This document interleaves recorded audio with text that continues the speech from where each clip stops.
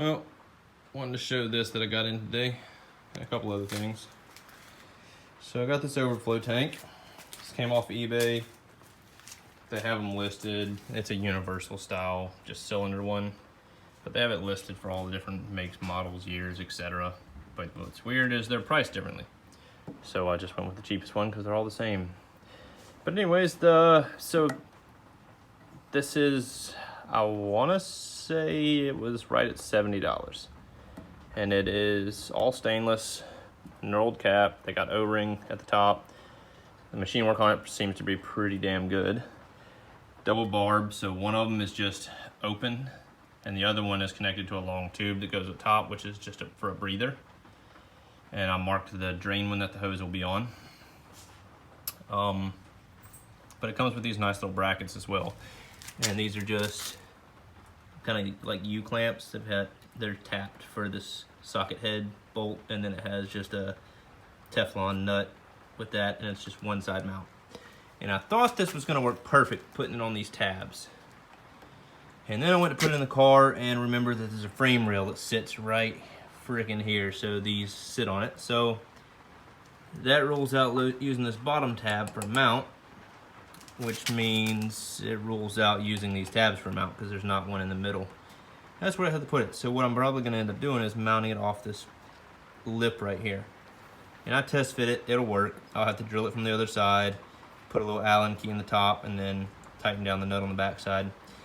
And what I'm hoping I might end up being able to do is use these as extra securing bolts for the radiator too. I don't know.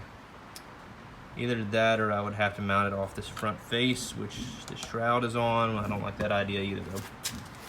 Really these tabs would have been great if just this one was welded a little bit higher. But it's not. There's no way to really, I could try to drill it all the way at the top and then move this to where this is literally sitting at the very bottom, like lift this as high as it'll go. But it pretty much sits right on the frame right now. Like it doesn't even fit all the way into place. With the radiator in place, the frame sits like on the bottom of this bracket. So even if I moved it all the way up, the hose, I'd have to change these fittings to a 90 probably, just to make the clearance. And I wanted to be able to kind of loop this and then run it up these clamps, or these little hose holders, whatever. But anyways, now I'll be re-drilling that and moving it because it's not gonna work where it's at. I did go ahead and zip tie these out of the way so they're cleanly ran, nice and neat, tight, not going anywhere. Then I got my two Deutsch connectors.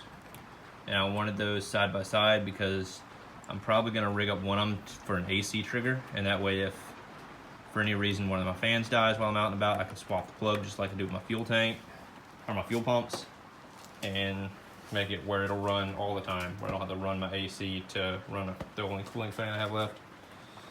But on to other news. My helper's all tuckered out. It's raining outside, so she's a little anxious. It's been thunder and whatnot. So I don't know if I'd showed this before, but I got this power steering reservoir, all AN fitting. It's just an eBay special or Amazon, but it seems like it's gonna do the trick. It'll mount somewhere in this vicinity. I did get this universal hose, this little flex, and this thing fits perfect, literally perfect for the lower hose. So I think I'm just gonna throw this on the lower and be done with my lower hose for now. My crossover is still in the process of being welded up. I'm out of gas. The only thing I got left is that little bitty bit, and then that's done. And then I have to mate up my wastegate spot, which I came up with. I think I talked about in the previous video. It'll go, if you can figure out how this exhaust is sitting, it's pretty much like that if you're in the front of the car. So that's the driver's side, passenger side, turbo sits here. Wastegate will come off the back and kind of kick out that way some, like up and over here. So it'll sit about like that. And it'll mount there. Anyways, that I think is it for now, other than I did get some power steering lines in as well.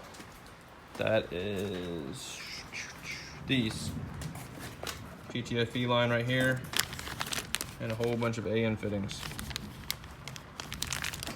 A 10 for my reservoir, and then all these other ones are 6s for the pressure side. And before anyone starts lecturing me, this hose, my power steering system runs at I think 1200 psi.